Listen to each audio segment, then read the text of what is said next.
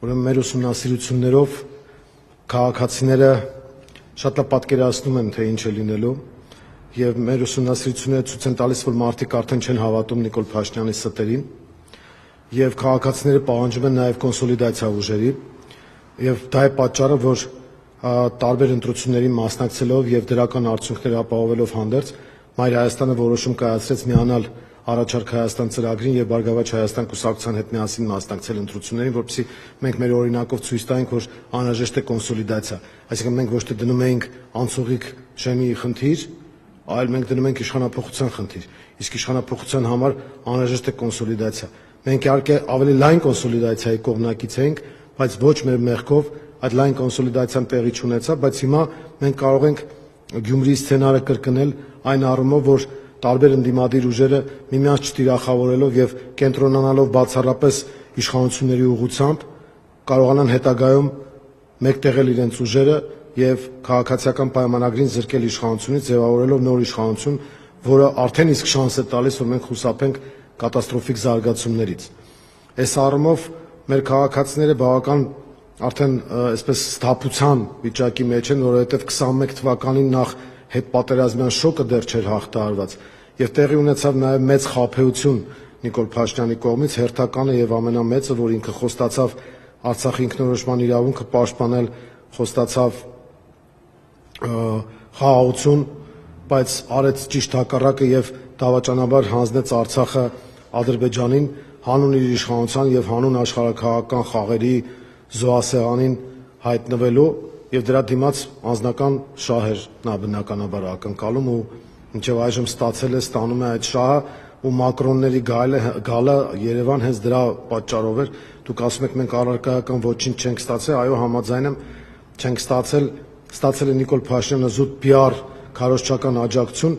իսկ Հայաստանը եթե ստացել է, ապա ստացել է մինուս նշանով ինչ-որ բաներ։ Մենք մտել ենք հակառուսական պատերազմի մեջ, որը բացարձակապես չի բխում մեր շահերից, մենք ինչ ենք թշնամանում Ռուսաստանի հետ, ես չեմ հասկանում, ով ասում, որ արևմուտքի հետ լավ հարաբերությունները նշանակում է թշնամություն Ռուսաստանի հետ։ Վրաստանն այսօր այն գիծը, որ պաշտպանում է, ինքը մաքուր իրենց ազգային պետական շահերից ելնելով է պաշտպանում,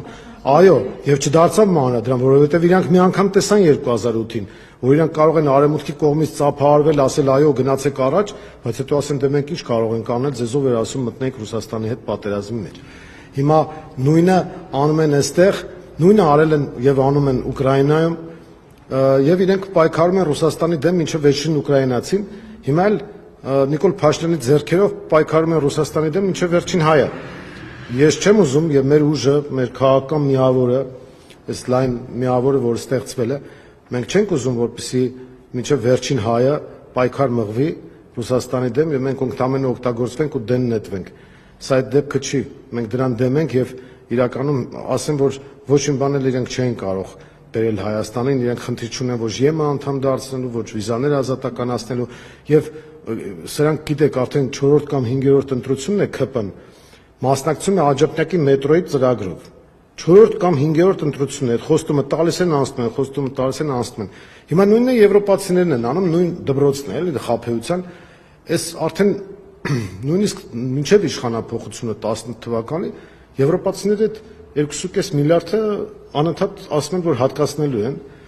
Նախ սրանք այնքան ապիկար գտնվեցին են նախկին այդ խոստով տված այդ գումարները չկարողացան յուրացնել են առումով, որ ծրագրերը չկարողացան իրականացնել։ Եվ երկրորդ հիմա թղթի վրա հայտարարում են 2.5 միլիարդ, այդ 2.5 միլիարդը արդեն 10 անգամ վաճառել են հայ ժողովրդի վրա։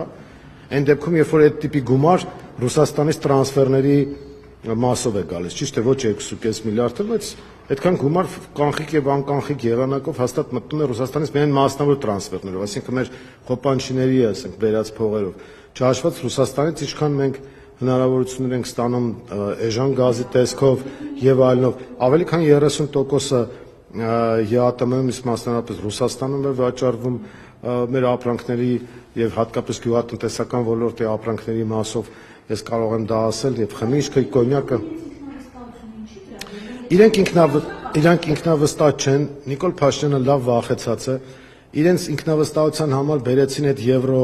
շոումեններին, այստեղ ցույց տվեցին, որպեսզի հայ ժողովրդին խաբեն, թե իբր մեծ աջակցություն եւ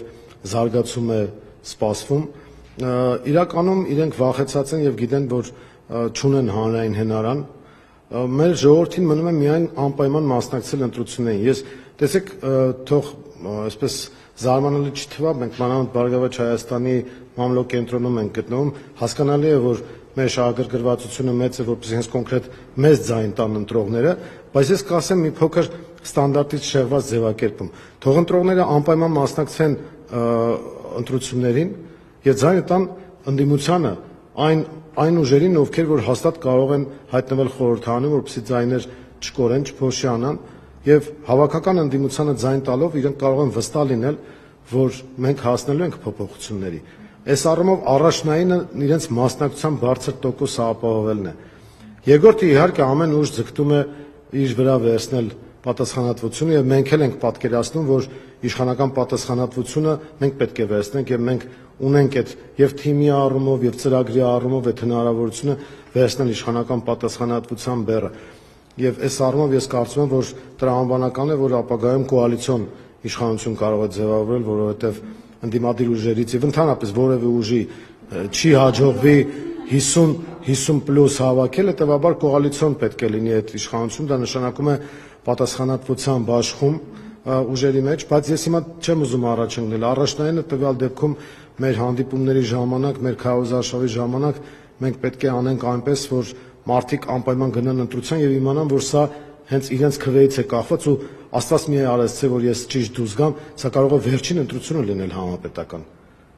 Մարդիկ պետք է հասկանան, տեսեք, Արցախում էլ չէին մինչև վերջ չէին պատկերացնում, որ այդպես կլինի։ Եթե պատկերացնեին, որ այդպես կլինի, նույնիսկ ղեկավարությունը այդ օրին չէր հայտնվի, հիմա ցավոք սրտի Բաքվի բանտերում են։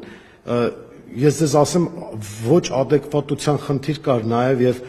թմրեցման խնդիր կար, մարդկանց խաբել էին, թե այս ինչ-որ բան կփոխվի եւ այլն, բայց իրենք չգիտեին, որ Հայաստանի իշխանության կողմից արդեն վաղուց դավաճանված են։ Հիմա ես չեմ ուզենա, որ Հայաստանում էլ այդ նույն սցենարը կրկնվի։ Դրա համար մենք կոչ ենք անում քաղաքացիներին, որ անպայման գնացեք ընտրատեղամաս, որպեսզի հետո մենք ստիպված չլինենք զենքը ձեռքներից պաշտպանել մեր հայրենիքը։ Ես գիտեմ, որ զենքը ձեռքին հայրենիք պաշտպանում են, բայց մենք ձգտում ենք խաղաղության, այլ ոչ թե պատերազմի։ Զենքը մեզ անհրաժեշտ է մեր երեխաների անվտանգության համար, բայց զենքի կիրառումը արդեն դա նշանակում է, որ պետական կառավարումը, դիվանագիտությունը սխալվել են, որը չի կարելի թույլ տալ։ Խաղաղություն։ Խաղաղությունը նաև կարծես թե առանցքային է ԿՊ-ի ծրագրում, բայց ես ուզում եմ դուք ևս մեկ անգամ ներկայացնեք մեր քաղաքացիներին, թե որն է մեր ընդդիմության, կարծում եմ, որ ընդդիմությունը բոլորը նույն կետեր ունեն առանցքում Հայաստանի շահեր են, խաղաղությունը որն է ըստ ընդդիմության եւ որն է ըստ քաղաքացիական պայմանագրի խաղաղությունը։ Նախ քաղաքացիական պայմանագիրը ստախոսությամբ է զբաղված, մենք դա արդեն փորձով գիտենք, մի քանի պատերազմ են բերել, արհավիրքների եւ մահերի հեղինակ են դարձել, Արցախը հանձնել են, իրանք ով իրավունք չունեն խոսել խաղաղությունից։ Նրանք, ովքեր միամտաբար կհավատան դրանց խաղաղությանը, թող հիշեն, թե ինչ են ասում դրանք, պարզ օրինակ են բերում արագաչափերի մասով։ Արագաչափերը իրենց նեկնաշերերով փակելով գալիս էին, թե իբր գալու ենք իշխանությունը փոխենք, արագաչափերը հանենք։ Եկան ավելացրեցին տեսախցիկները, կարմիր կետագծերը, տեղական турքեր վճարները, ասում են գազ, էլեկտրաէներգիան ջրի գինի իջացնելու ենք, ճիշտ հակառակ առաջինը, Արցախը Հայաստանը եւ վերջը դարձավ Արցախը Ադրբեջանը եւ վերջ։ Ստախոսություն համատարած, նույնիսկ կհիշեք այդ պարտադիր կൂട്ടակային կենսաթոշակային համակարգը կար, Նիկոլ Փաշինյանը անցնում էր, մենք դեմ ենք դրան եւ գալու ենք հանենք։ Եկան ու ասացին, չէ, մենք դա պետքա պահենք։ Թողնենք մի կողմ դա լավն է թե վատ համակարգ։ Իրենք ստախոսներ են, ստախոսներին չի կարելի հավատալ։ Երաշխավորված խաղաղության մասին թեզը առաջինը մենք ենք շրջանառության մեջ դրել եւ ես սրա դրական եմ գնահատում այն, որ ընդդիմադիր դաշտի խոսույթում հայտնվել է արդեն այդ ձևակերպումը բոլորի մոտ կամ գրեթե բոլորի մոտ, այսինքն մենք այդտեղ ոչ թե հեղինակային իրավունքի խնդիրն ենք դնում, այլ ասում ենք շատ լավ է, որ այդ գաղափարը տարածվել է։ Մեր պարագայում երաշխավորված խաղաղությունը ինչ է նշանակում։ Նախ խաղաղության թիմ 1 երաշխավոր պետք է լինի քո բանակը։ Այսինքն առաջնային կետերից մեկը մենք նշել ենք, որ պետք է լինի բանակի վերականգնում։ Երկրորդը դաշնակիցների, բնական դաշնակիցների հետ հարաբերությունների վերականգնում։ Ռուսաստան, Իրան, Վրաստանի հետ կոոպերացիայի խորացում։ Կոմունիկացիոն իրական խաչմերուկի ձևավորում, այսինքն իրական ապաշրջափակման ապահովում։ հայ-ադրբեջանական հարաբերությունների անպայման միջնորդ երաշխավորի կամ երաշխավորների ինստիտուտի ներմուծում։ Սրանք ասում են մենք ուղիղ ենք բանակցում, իբր դե դա լավ բան է, բայց դա բանակցություն չի, դա ատրճանակը քո ճակատին դրած բանակցություն է, երբ որ քեզ ասում են, որ գնա կատարիր այս, իսկ դու կատարում ես։ Ու մի հատ էլ ասում են խաղաղություն է տիրում, դուք ամեն ինչ հանձնել եք դրա համար եւ հանձնում եք։ Դրա համար պայմանական Դե դա իրանք չեն ուզում նշեն։ Իրանք ասում են, տեսեք, գլխավոր երաշխիքներից մեկը միջնորդ երաշխավորների մենք կողմ ենք, որ ողջամիտ արագ ժամկետում տեղի ունենա սահմանագծում եւ սահմանազատում։ Ինչ է դա նշանակում։ Դա նշանակում է, որ մենք միջազգային որոշակի երաշխիքային լեգիտիմություն կստանանք մեր սահմանների հետ կապված, որովհետեւ այնպես է ստացվել, որ հիմա մենք պետք է ճշգրտենք մեր հարաբերությունները Ադրբեջանի հետ։ Դա առանց ռեալ քարտեզի, առանց միջնորդի, որովհետև տվյալ դեպքում ամենաբնականը այդ տարբերակում Ռուսաստանը, որովհետև ռուսական գլխավոր շտաբի քարտեզներով է հնարավոր դա իրականացնել, եւ բացի այդ նոյեմբերի 9-ի համաձայնագրի կողմերից մեկը Ռուսաստանն է, որը չի չեղարկված։ Դրա շրջանակներում մենք պատրաստ ենք այդ առաքելությանը եւ ես կարծում եմ Ադրբեջանը չի կարող հրաժարվել դրանից, որովհետև միջազգային հանրությունն էլ է կողմ դրան։ Որովհետև նույն տրիպի ծրագրից, երբ որ սրանք խոսում են, իհարկե այս իրանական դեպքերով պայմանավորված տրիպի թեման, այսպես ասած, օրակարգից կարելի ասել գրեթե դուրս է եկել, կամ ոչ այն տեսքով է մնալու, որը որ կա, բայց նույն տրիպի շրջանակներում ամերիկացիներն են պնդում, որ պետք է երաշխավորված խաղաղություն լինի, որ այնտեղ ներդրումներ արվեն, թե չէ որևէ երաշխիք չկա, կամ միակողմանի զիջումը դա դեռ չի նշանակում խաղաղություն։ Ուրեմն մենք միջնորդ երաշխավորների ինստիտուտի ներմուծում, նույն Իրանը ունի շահագրգռվածություն դրա հետ կապված, եւ կա նաեւ նոյեմբերի 9-ից հետո 3 երակողմ համաձայնություն Երևան, Մոսկվա, Բաքու հարթակում, եւ դրանք նույնպես միջազգային փաստաթղթեր են, որոնցից որևէ մեկը չի հրաժարվել եւ չի պատրաստվում հրաժարվել։ Մենք էլ չենք հրաժարվում մեր միջազգային պարտավորություններից։ Ասենք մենք ոչ արկածախնդիր ենք, ոչ խելապակաս, որ ասենք սկսում ենք զորական կետից, որովհետեւ միջազգային հարաբերություններում մեր տիպի երկիր իրեն նման շռայլություններ եւ նման հիմարություններ չի կարող թույլ տալ։ Ասենք նույնիսկ Ամերիկայի պես հզոր երկիրը սխալվում է քաղաքականության մեջ, հիմա մխրճվել են իրանական պատերազմի մեջ, բայց դրանից Ամերիկայի գոյությանը գոնե սպային էգզիստենցիալ վտանգ չի սպառում, բայց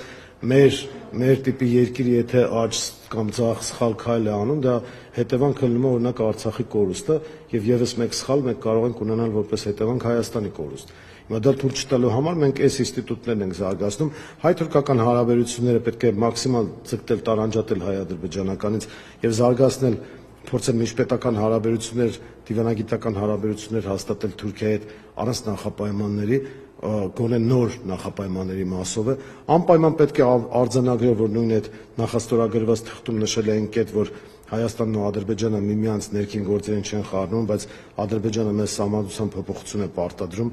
դրան պետք է թույլ չտալ, որովհետև ներքին գործերի միջամտություն չպետք է լինի, եւ Ադրբեջանի հետ պետք է նստել բանակցությունների արդեն կոնկրետ տրամաբանությամբ, կոնկրետ քարտեզներով, կոնկրետ թեմայով, որովհետև մենք Ադրբեջանի հետ մոտավորապես 1000 կիլոմետր սահման ունենք, որից միայն 10-12-ն է սահմանագծված, այն այդ Գիրանցում, այն էլ Հայաստանի միակողմանի զիջման արդյունքում։ Դրանից հետո հիշում եք, ասում են, հեսա մենք արագ սահմանագծելու, սահմանազատելու ենք, չարեցին դա, որովհետև Ադրբեջանը դիտարկում է Հայաստանը որպես Արևմտյան Ադրբեջան, ինքը չի գնալու սահմանազատման եւ սահմանագծման։ Մենք հիմա պետք է Ադրբեջանին ասենք, որ դու կառուցողական դաշտ պետք է վերադառնաս, իսկ դա հնարավոր է միայն միջնորդ երաշխավորների եւ նոր իշխանության պարագայում բնականաբար։ Մենք ռեալ ապաշրջափակման կողմնակից ենք, որը ենթադրում է հյուսիս-հարավ-արևելք արևմուտք համակարգերի ներմուծում, որը իրական տնտեսական օգուտ կարող է մեզ բերել եւ խաղաղության երաշխիքներից մեկը կդառնա դա, երբ որ եւ Չինաստանը, եւ Իրանը, եւ նույն Ադրբեջանը, Թուրքիան, Ռուսաստանը, Վրաստանը շահ ունենան, որպեսզի այդ կոմունիկացիոն համակարգը աշխատի, այստեղ պատերազմի հավանականությունը կիշտի։